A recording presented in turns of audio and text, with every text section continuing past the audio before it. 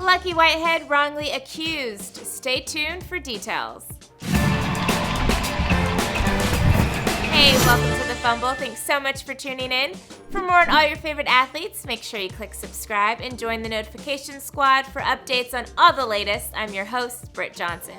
On June 22nd, a man was arrested for shoplifting. That man did not have identification on him and verbally provided the name, date of birth, and social security number for Rodney Darnell Whitehead Jr.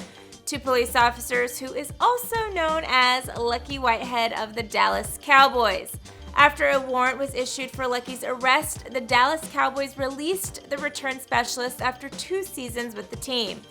What did you guys think of the Cowboys originally releasing Whitehead? Let me know in the comments below. Well, the Cowboys are entitled to release any player they choose, but this one was definitely not fair. You see, they released him prior to confirming if the warrant was accurate, even though Lucky stated it was not him.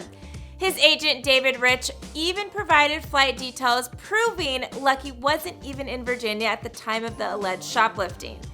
The Prince William County Police confirmed Tuesday morning that Lucky was indeed telling the truth and it was not him. The Cowboys have unfortunately said they will not reinstate him, stating that they already moved on. Whitehead's agent said this: "It's disappointing, but it's a tough life lesson for the young man. He'll be fine. I've had 3 or 4 teams reach out to me already, and I wouldn't be surprised if he was picked up, especially with the way rosters are right now." Well, Lucky, we at The Fumble do wish you the very best this season.